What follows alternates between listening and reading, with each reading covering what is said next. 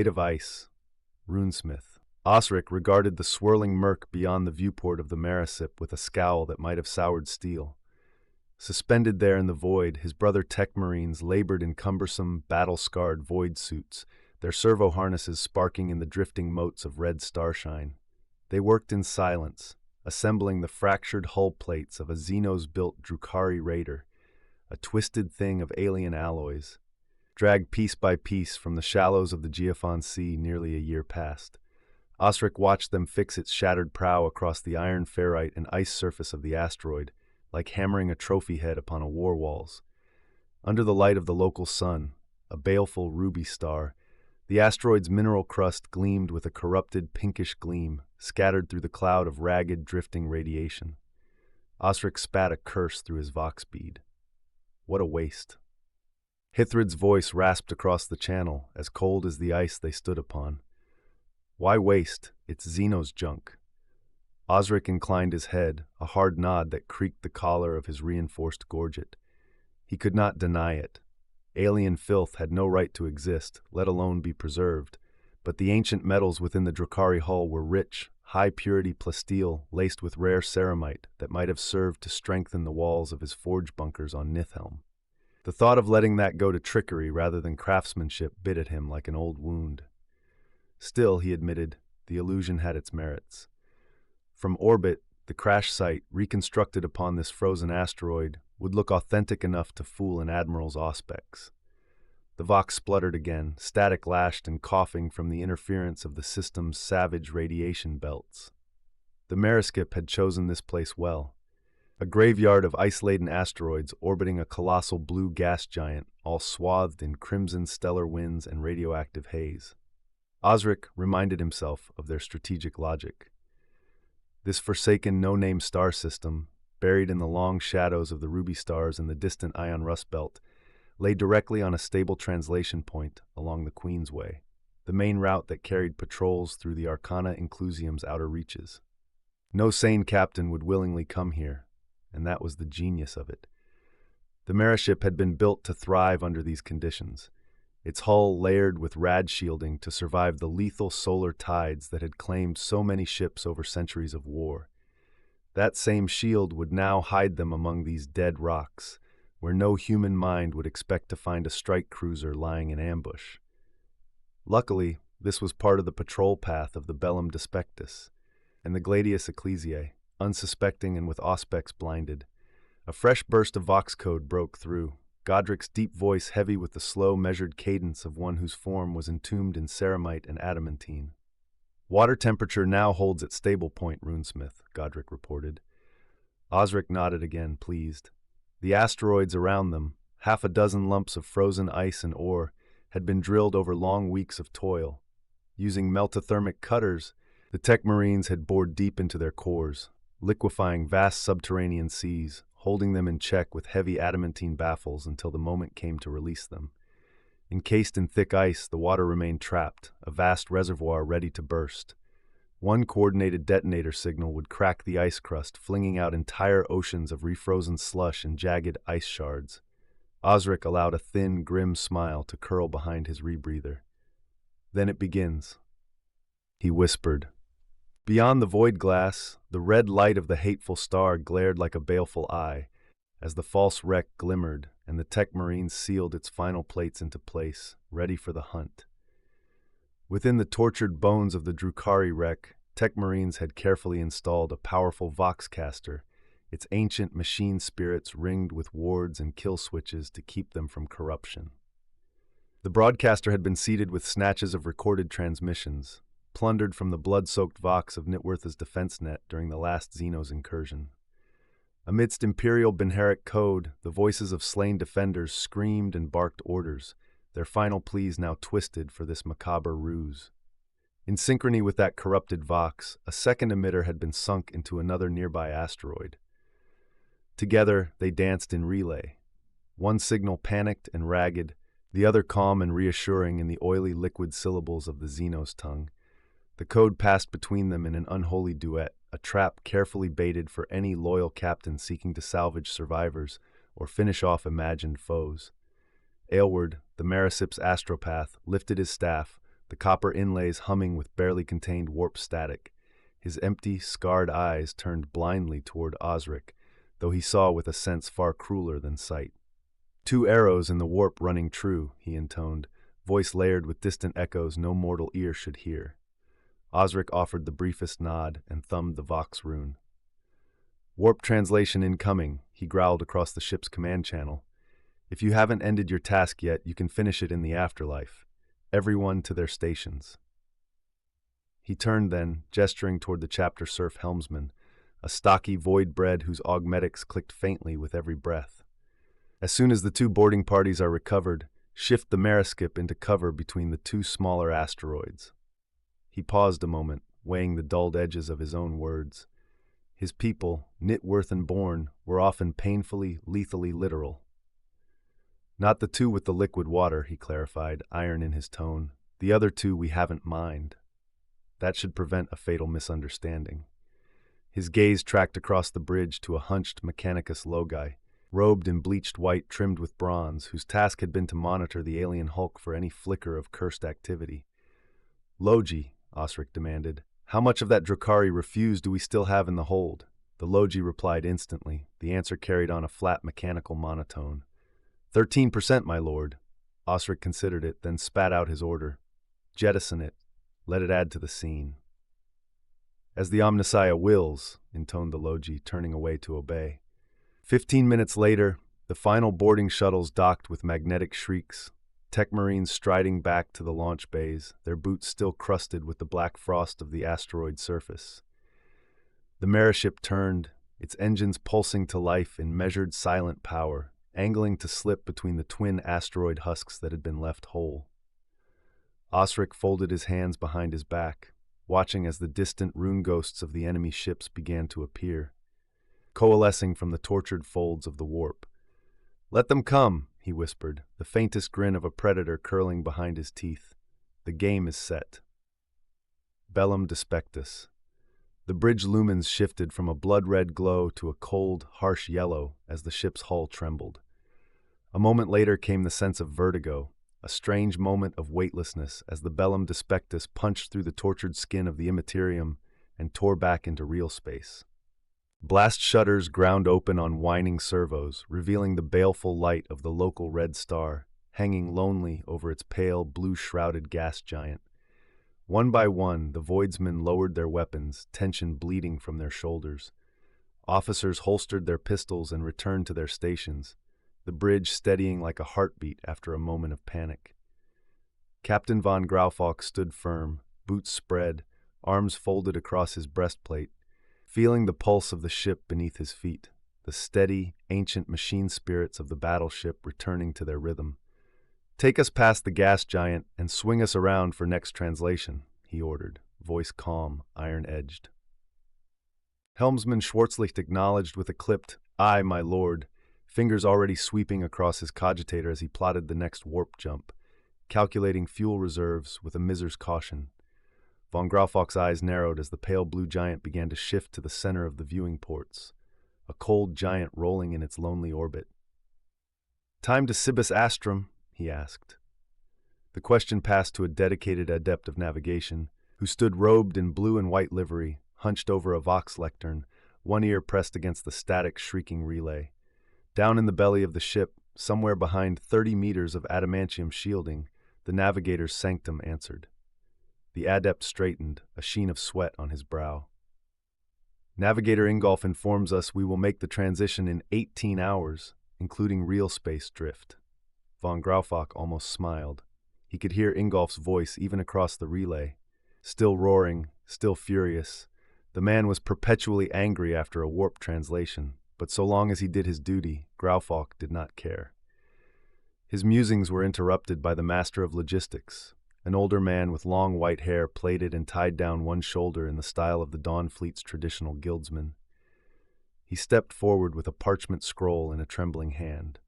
"Lord Captain," he began, "by then we will stand at the very end of our Prometheum reserves." Graufalk turned his head, frowning. "How close?" The old man licked dry lips, voice cracking. 20 hours of fuel at best, my lord." Von Graufalk closed his eyes a moment, letting out a slow breath. Their clash with the separatist raider had cost them dearly in reaction mass, and the strict rationing decreed by Archmagos Cognitron Feruvis weighed on every ship. The mighty Dawn fleet was a blade left half-sharpened, denied the full measure of its power by accounting ledgers and production quotas. Twice in the last year, even the Astrum Dias, flagship of the entire Dawn fleet and pride of the Maelstrom Reach, had failed to complete its mission for want of fuel, forced to beg a tow to the nearest anchorage. A humiliation never revealed to the worlds they were sworn to defend. Von Graufock clenched his jaw at the thought. Where was all the fuel going? He knew the intake records. He knew the ships of the trade fleet brought enough promethium to keep them on station twice over. Yet somehow their tanks ran dry again and again. There was no second fleet to draw it away, no mystery task force to explain it. His thoughts were broken by the Auspex officer standing smartly at attention. "Lord Captain," she reported crisply, "we have picked up a diffuse band of metallic residue, anomalous. No record of it on prior system scans." Von Graufock processed this, features hardening, just as the Vox officer approached and saluted. "Lord Captain," the man began, "we are receiving Vox signals, heavily broken by the local star's radiation storms, but they are Drukhari." The bridge fell silent. Von Graufock's knuckles whitened on the railing. "Drukhari," Von Graufock repeated, incredulous. "What in the Emperor's name are Drukhari doing here?" He turned from the Vox to the colossal viewing ports, scanning the emptiness beyond. Only the dead void, even the rust belt barely a dim smear from this side of the Maelstrom Reach. He knew, as every Dawn Fleet captain did, that decades ago the Drukhari had claimed a stranglehold on Incaloris space, even terrorizing the Forge world itself. Archmagos Pyrovox had scoured them from his dominion, while Manifold Dawn had hunted down the remnant enclaves that lingered this side of the border. Much of the border zone had once been de facto Drukhari territory, a stain of Xeno's corruption. Their obscene effigies and twisted pleasure temples still rotted on a few forgotten worlds, although these days those ruins had become a profitable curiosity. Border outposts charged guided tours to techno-archaeologists and wealthy nobles who paid to gawk at the downfall of a decadent alien empire. He even remembered the Astrum Dias herself, invincible class, brought to the Reach to counter precisely these fast, elusive Xenos raiders who had preyed on shipping lanes across the sector. But here, now, maybe on the far western rim of the Arcana Inclusium near Sarathar, he could believe it. Even the vaunted Castel Navy had been humbled by a Drukhari scout pack on occasion. The fishbowl of Nitwertha was a frequent target for Xenos raids, though that made sense. There were half-whispered legends of the Elf Scathia, the Drukhari kingdom, the Inclusium, and the local Forge lords had even built their own petty navy to resist them, the oddly named Navis Astra Wigathane. He supposed Wigathane meant warship or something in the local dialect. The Werthans were strange people, always finding a reason to laugh, even at their own deaths. But all that was north of Manifold Dawn, not here. Yes, there had been stories of pirate strikes along the eastern approaches, but the Administratum had assured him those were rebel warbands, dissidents refusing Pyrovox's rule, or if you believed the local news sheets, manufactured threats by the Archmagos himself as a pretext to rebuild his fleets. Von Graufock trusted the local Ministorum even less. They saw heretics behind every shuttered window, forever ranting about some blessed mother or the way, nonsense best ignored. A voice pulled him sharply from his brooding. "Lord." Von Graufock turned, brisk. "Detection of signals and metallic traces?" "2 points, Lord. One on a large asteroid, the other from a nearby cluster," reported the Vox Adept. The Auspex commander added, "Traces primarily on the surface of the largest body, with smaller fragments in orbit." Von Graufock considered a moment, mind working. "Slow engines. Bring us oblique to the gas giant. Order Gladius Ecclesiae to cover our flank. Keep the giant between us and the star. Let the asteroid field come to us." "Shall we launch a fighter screen, Lord Captain?" asked the hangar officer. "Absolutely not," Von Graufock snapped, sharper than intended. He drew a steadying breath. The pilots would be radiation burned inside of minutes. Von Graufock watched the gas giant loom ever larger on the view screens, his mind weighing options. Not for the first time, he silently questioned Archmagos Cognitron Feruvis's decision to pair battleships without cruiser support, nor even a destroyer in close attendance. Cruisers had been demoted to ferrying mechanicus dignitaries and ecclesiarchy preachers, while destroyers were reduced to little more than outrider pickets, escorting convoys when they ought to have been providing the backbone of a patrol force. And what of the dockyards above Manifold Dawn? So many empty berths where the Grand Fleet's destroyers should have lain. Too many tied up in repair slips, for there had been so few credible raider attacks on the convoys lately. He gritted his teeth at the memory. Where is all our strength going? Lord Captain, said the Vox officer, snapping him from thought. Signal from Gladius Ecclesiae. Captain Dittmar suggests we divide, approach the asteroid field from both sides of the gas giant. He says any Xenos running might be caught in crossfire. Von Graufalk had considered that, but shook his head. Too simple. Tell Dietmar, he ordered, voice cold, that the sunside radiation will blind his auspex. He won't see the quarry well enough to strike. Aye, Lord, relaying message. Beyond the armored windows, the asteroid field was becoming distinct, a broken crescent of tumbling ice and ferrite, debris from a shattered moon torn apart by the gas giant's titanic gravity. One chunk dominated the middle of the field, a frozen planetoid, while others lay before and behind like drifting escorts. Two forwardmost asteroids arched in a shape like a vast horseshoe, while the following pair had the bloated look of twin bloodfruit, round and faintly translucent, catching and refracting the crimson glare of the local star. Charge the lance batteries, Graufalk ordered. The gunnery officer frowned. Target lock is impossible, Lord. The radiation prevents the machine spirits from achieving proper alignment. Can you still fire? Yes, my lord, but the weapons crews would have to fire over open sights. Anything moving would be difficult to hit without the Emperor's own luck. One of the Auspex deck crew murmured softly, half under her breath, The mother will make our shots run true. Graufalk heard it, catching the glint of a crude talisman hanging from her belt, a symbol of the spreading cult. He made a mental note to speak with Confessor von Gerwig later. They had discussed these dissidents before, their seditious worship of Lady Seraphina growing like mold through the lower decks. Keep the lances charged, he ordered, but stand by. He turned back to the gunnery command pulpit. Load the torpedo tubes with scatter munitions. The gunnery officer's eyebrow lifted. Scatter, Lord? Graufalk nodded. The Drukhari are too fast for standard torpedoes, but scatter shells in an ice field will flood the area with enough debris to slow even a Xenos raider. Aye, Lord. He glanced over the secondary gunnery pit. Clear macro-cannon batteries for close-range fire. Yes, Lord, replied Weaponseer Magos Dietger, without hesitation. I will load a mixture of scatter and thermal charges. Graufalk gave a small, grim smile. Dietger understood him well. The Bellum Despectus and her sister ship passed the great horseshoe-shaped asteroids, engines idling, massive keels cutting through drifting ice crystals. The planetoid was clearly visible now, a brutal scar across its surface where the alien ship had torn its path, leaving twisted, dark wreckage that still glimmered with unholy sigils. Other signal is coming clearer, Lord, the Auspex officer called. It's coming from two of the larger asteroids beyond the planetoid.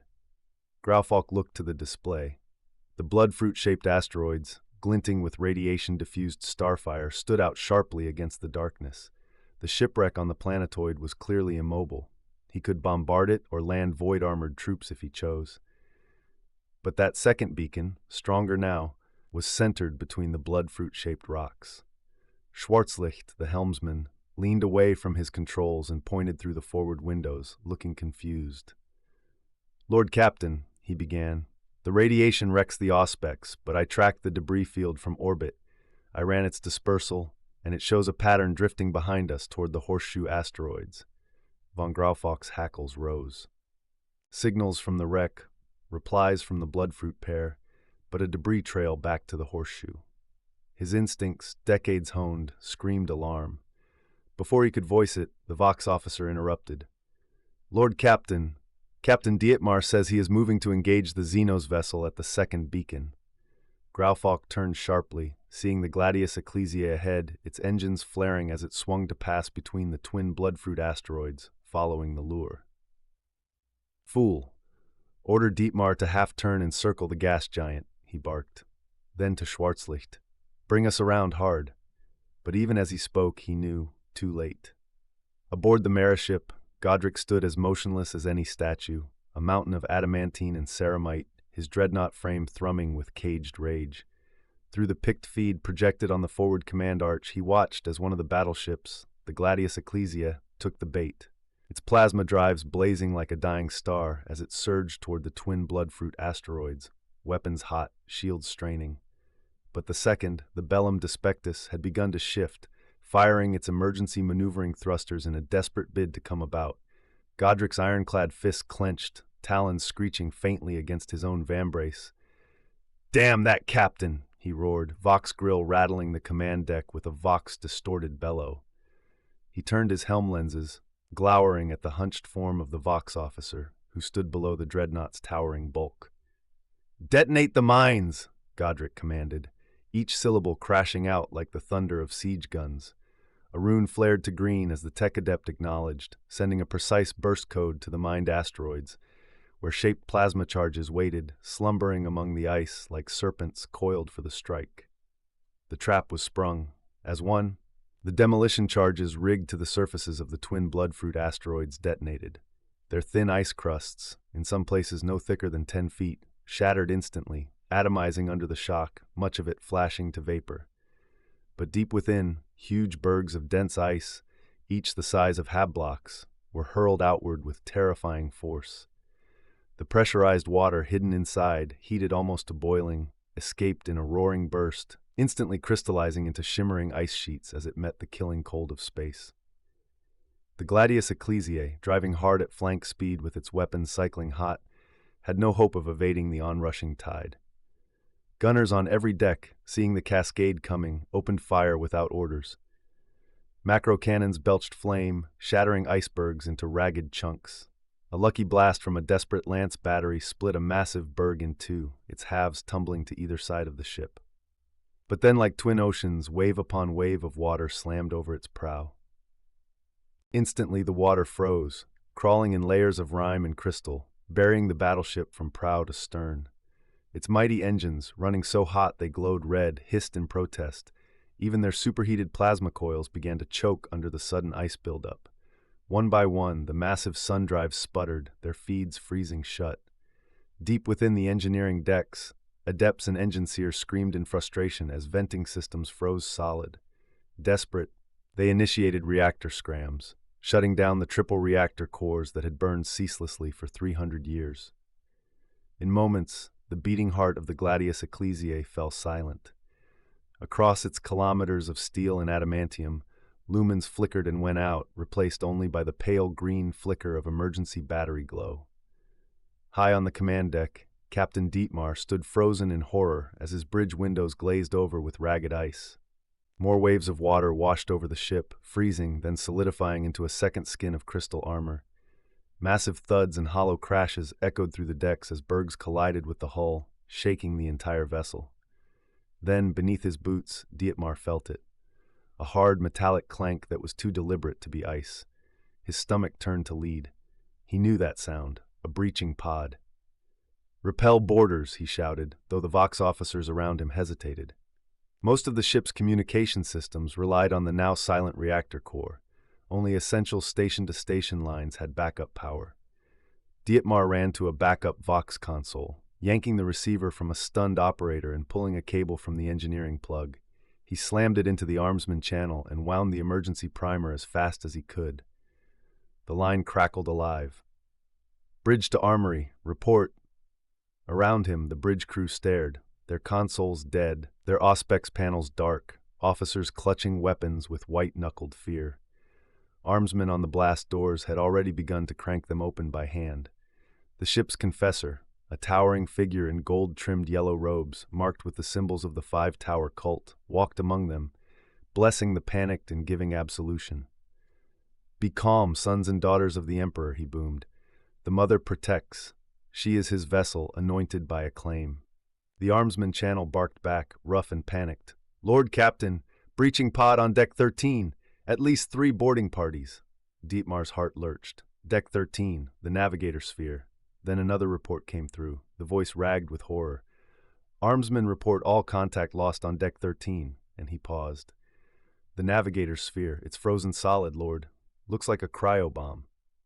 Dietmar staggered back, his mouth open, the Vox receiver slipping from nerveless fingers. His ship, a battleship of the line, had been gutted, frozen, and now boarded. Its navigator trapped in a block of ice. It was as dead as a drifting tomb. A junior officer stepped up beside him, voice barely above a whisper. "What do we do, Lord Captain?" Dietmar felt cold to his bones. He stared down at the deck, seeing only despair. "Launch the buoy," he ordered, voice dead. Another crewman stammered, "Lord, the buoy hatch is frozen over." Dietmar looked around at his crew, then buried his face in his hands. Aboard the Bellum Despectus, Captain von Graufalk clung to the command dais as the ship lurched under a sudden shift in gravity. An ice asteroid nearby had exploded, a demolition charge gutting its heart, hurling a directed torrent of water and shattered ice across the void. The deluge crashed against the starboard void shields, sheeting across the hull in a glittering tidal wave. No one on the command deck heard the final, smaller clunk, almost innocent among the storm of impacts, as a single breaching pod detached from the face of one of the asteroids. Moving fast, it fired its mag grapnels and locked to the hull of the battleship, silent and unseen. Godric stood with his vast armored legs braced across the command bridge of the Mara ship. There was no hope of ever fitting his dreadnought bulk into the command throne, but he had long since adapted. His lenses glowed a cold blue as he observed the Bellum Despectus maneuver with impressive skill, evading the last two mined asteroids as they detonated perfectly, revealing nothing but empty void. There was nothing for it now. He would have to engage them directly. His orders from Bornwolf had been explicit. Minimal casualties. Godric's ancient Vox grill crackled with a low, mirthless laugh. He could manage that. "Brute force engines to full," he thundered. "Set ramming course directly for their hull." "Lord," came the steady reply from the chapter surf navigator.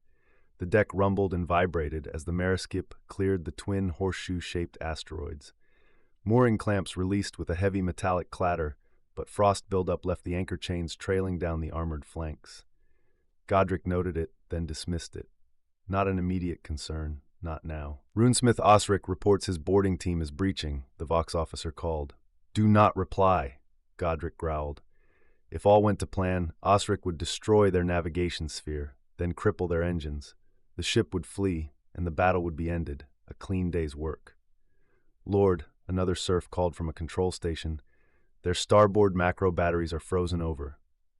"Thank you, Mr. Cuthwin," Godric rumbled, pleased by the young man's vigilance. "Maintain ramming course until my order. Stand by port thruster banks and prepare to deploy the oars if I command." Around him the crew moved like an orchestra, each note precise, unflinching despite the looming terror of battle.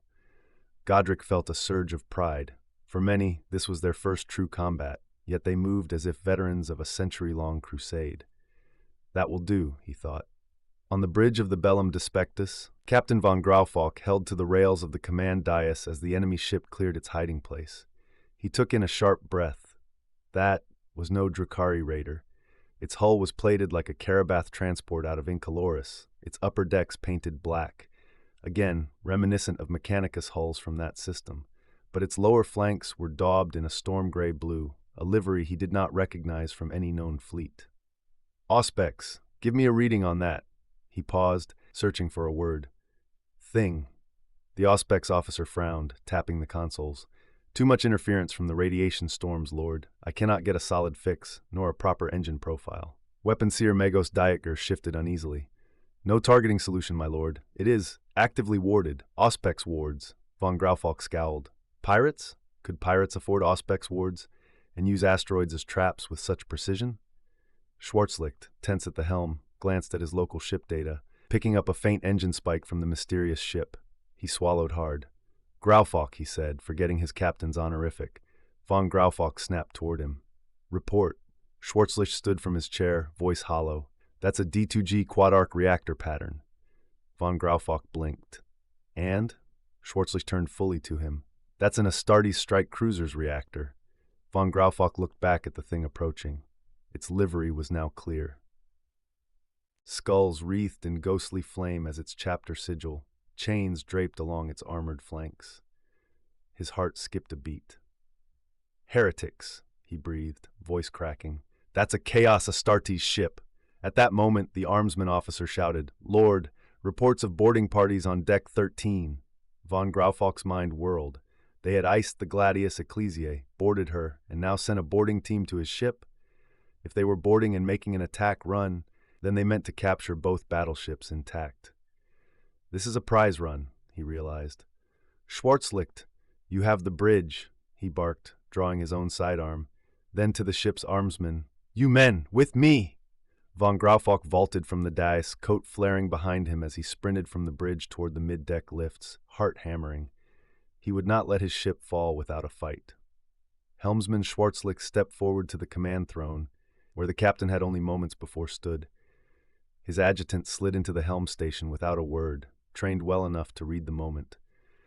Schwarzlicht took command as if he had been born for it. "Port weapons clear for firing," he barked. "Cleared, Lord," came the reply. "Helm, stand by aft thrusters on my mark." Outside the armored viewing ports, the Marisip came charging across the void, brute-forcing her way forward. Just as she reached point-blank range, her port thrusters ignited, the strike cruiser trying to slip down along the starboard flank of the Bellum Despectus, precisely where its macro batteries were still frozen solid and useless. Schwarzlicht allowed himself a thin, cold smile. "You're clever, but not clever enough. Now!" he roared, pointing to the thruster control.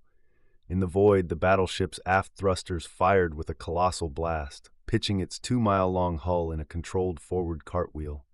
As it spun, the massive ship rotated, bringing its functional port batteries into line, catching the enemy squarely. Aboard the Mareskip, Godric watched through the forward pict feeds, a grin curling behind his dreadnought's ceramite mask. Well done, he thought, admiring the enemy's reflexes, but he didn't say it over Vox.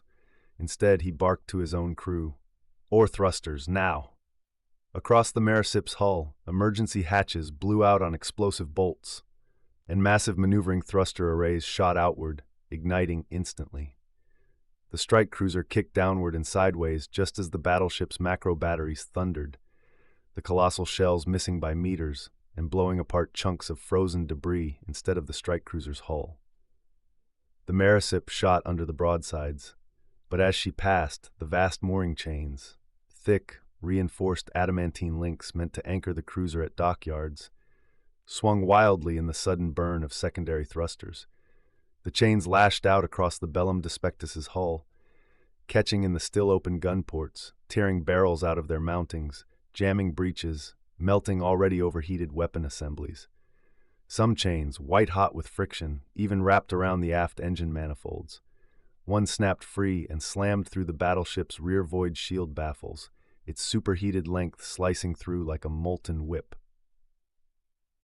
Inside the battleship, emergency lumens flared to life as the plasma containment alarms began shrieking. Schwarzlicht saw the threat on the hololith. The strike cruiser's brute force drives had overloaded their starboard shield array, flooding the plasma vents and stressing their entire drive section to critical levels. Thinking fast, he seized the command Vox, nearly tearing the cable out of its plug. "All vents open," he ordered, voice sharp as a bolter crack. "Dump all stored plasma. Vent everything, or the engines will melt through the aft deck."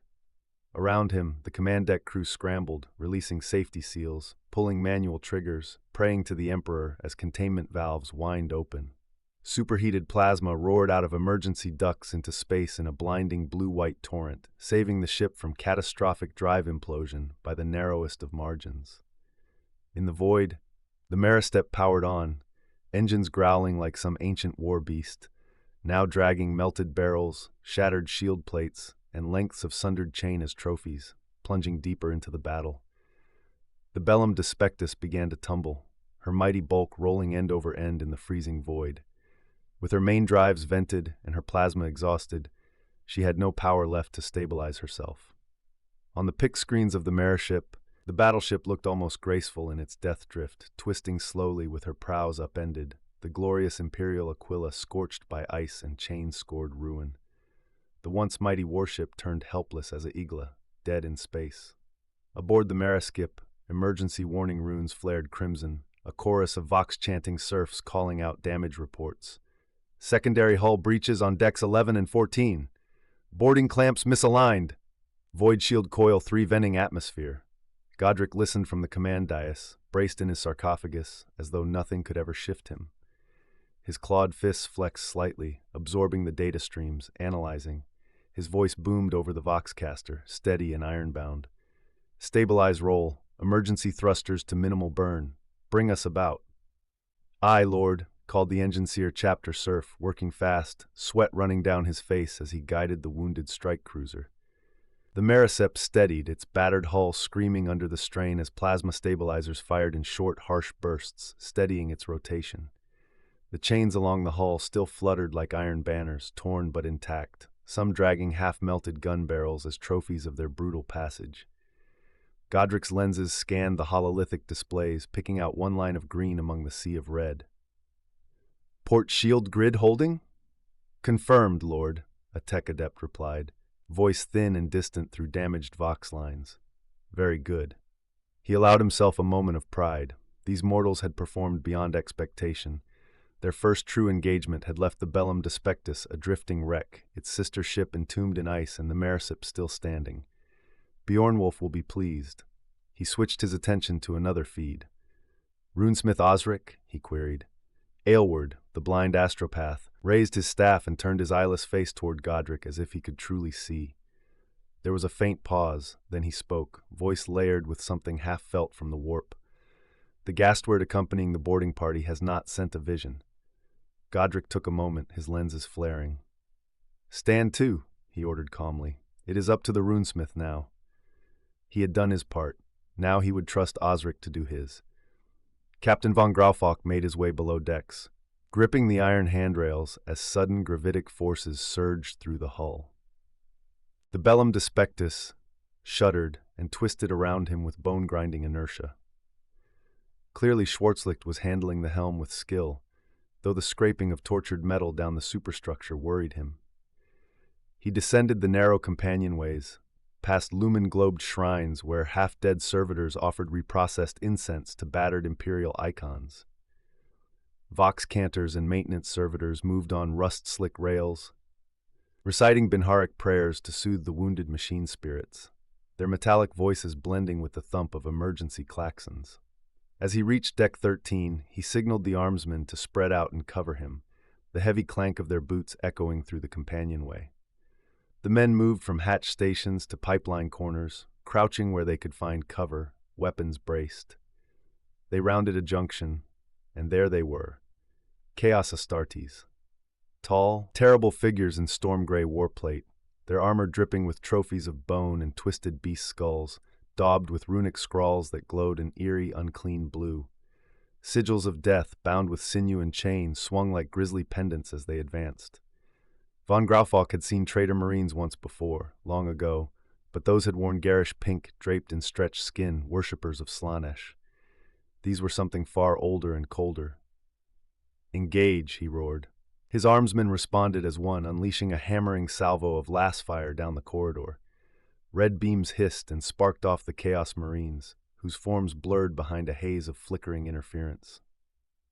Von Graufalk brought up his own bolt pistol, its targeter refusing to lock in the radiation haze. Cursing, he aimed by iron sights, squeezing off a shot that cracked into a traitor's pauldron. Yet there was no blood, no reaction. The Chaos Astartes raised their weapons, muzzles flaring but no recoil, no shell casings, no damage to the deck plates. The sound of their bolters seemed to come from the ship's Voxcasters, ghostly and disembodied. Then their forms simply vanished. Teleport, one armsman gasped. Von Graufalk inhaled, frowning. No reek of ozone, no tang of sulfur, no telltale shimmer of warp displacement. He stepped forward, eyes narrowing. Holograms, he said. The corridor Vox suddenly crackled, a calm voice under pressure. Unit Dryden under heavy fire from Heretic Astartes. They are breaching the sphere. Automatic, cold, and repeating. Moments later, the same call echoed again from a wall speaker, identical, as if someone had played back a loop. Von Graufalk scowled. A deception. He advanced. Ahead, the hatch to the navigator's sphere loomed, sealed in slabs of riveted adamantine. Around it, the bodies of 5 voidsmen from Unit Dryden lay scattered, unmoving. He stepped over them grimly, making a silent prayer of commendation to the Emperor. There would be time for mourning later. Reaching the hatch, he stopped, a wall of ice. So pure it was glassy, he could see Navigator Ingolf frozen within, mouth twisted in a snarl of rage, a plasma pistol half finished in a draw toward the door where von Graufalk now stood. Suspended mid-air, caught in the ice just meters from him, floated a ball of water ringed with bubbles, the plasma bolt frozen within it like a fossil. A blast mark behind it scorched the bulkhead, and scattered on the deck below lay shards of scorched ceramite, storm gray with fresh blood still glistening on one fragment. Von Graufalk bent, picking up the fragment between armored fingers. They can bleed, he thought grimly. A voice from one of the Medicae voidsmen broke his focus. Lord Captain, he lives! Von Graufalk looked up sharply. Another voidsman said, This one too, sir. Just stunned. He looked again to the chaos of the hatch, the ice entombing the sphere. These heretics had frozen the navigator rather than kill him, and had used tranquilizer darts on the armsmen rather than butcher them. They want the ship intact, von Graufalk realized. He nodded sharply to his men. You two with me. The rest, get these wounded to the Medicae bay. He ran on, moving through the red-lit corridor, boots hammering against the metal deck. Without slowing, he tore open a maintenance hatch and ducked into a narrow vent shaft. The navigator sphere was enormous and shielded like a fortress. The enemy would have to retreat around the sphere to reach their breaching pod, and von Graufalk knew every turn, every crawl space, every maintenance passage of his ship. He would head them off. His fingers clenched tight around the storm-gray ceramite fragment. They were not invincible. One had bled. He would make them bleed again. Confessor von Gerwig advanced with his armsmen toward the ragged hole melted through the bellum despectus hull. The lingering heat of the breach made the deck plating shimmer. 3 crewmen lay sprawled nearby, unconscious but apparently unharmed. Chaos sorcery, murmured one of the voidsmen, voice tight.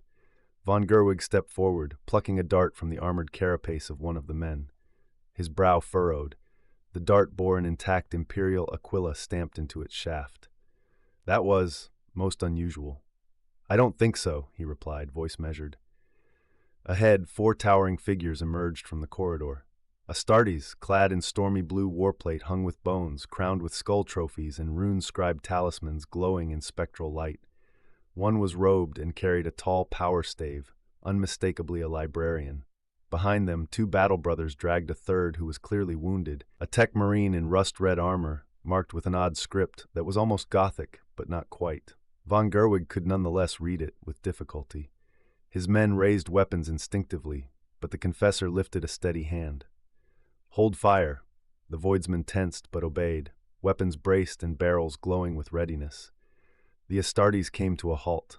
Without ceremony, they dropped the wounded tech marine, raising their bolters in a silent challenge.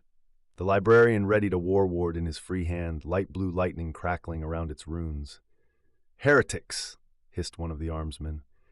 Von Gerwig let his pistol spin lazily on a finger, letting the barrel drift skyward. I think not, he said calmly. If they meant to kill us, we would already be dead. The Astartes remained motionless, bolters still leveled. The librarian's ward glimmered but did not discharge. The tech marine struggled upright, leaning on a huge axe for balance, helm still locked in place.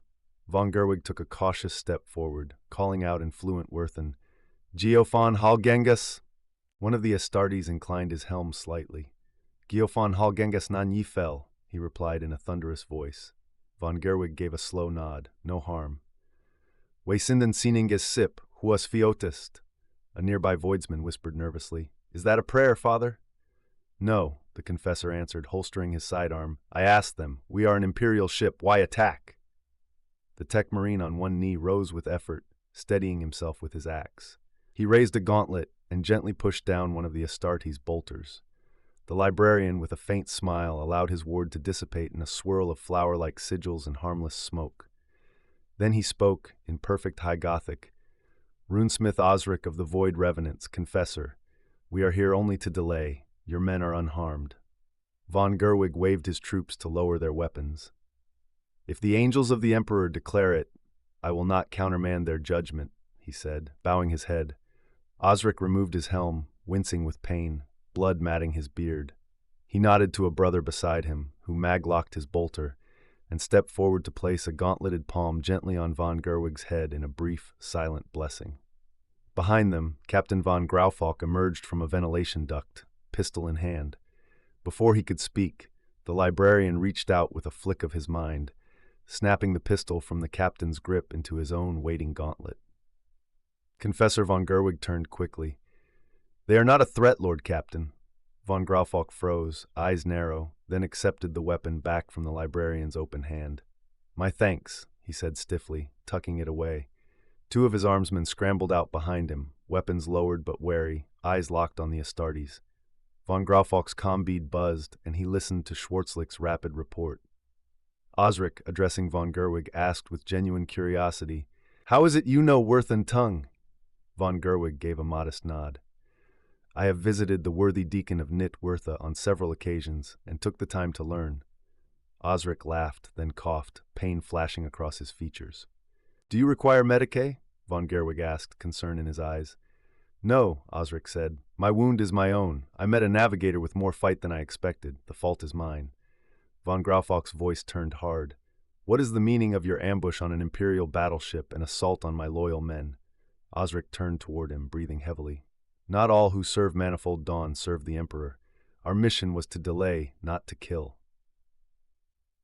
Von Graufalk's jaw worked as he forced down his anger. "You have crippled 2 battleships of the line," he spat. "You may not have meant to wound us, but you have stranded us. Without navigators, without fuel, we cannot translate." Before Osric could reply, the librarian, the Gastward, stepped forward, his eyes glowing. "Lord, 5th Captain Godric reports the Bellum Despectus is drifting on a collision course with the Horseshoe asteroid." Von Graufalk keyed his comm bead. "Schwarzlicht, do we have any thruster control?" Silence, then a grim negative. Osric exhaled and reached for his own Vox bead. "Godric, bring Mariship in and pull the Bellum Despectus clear of its orbit. Place her in stable holding." He turned back to von Graufalk. "We will jettison our own fuel reserves. It will be enough to bring you to the closest planet once your navigators have thawed." Von Graufalk clenched his jaw, then inclined his head. "My thanks, Lord Astartes. But it does not explain your actions." Osric nodded, steadying himself against a support beam.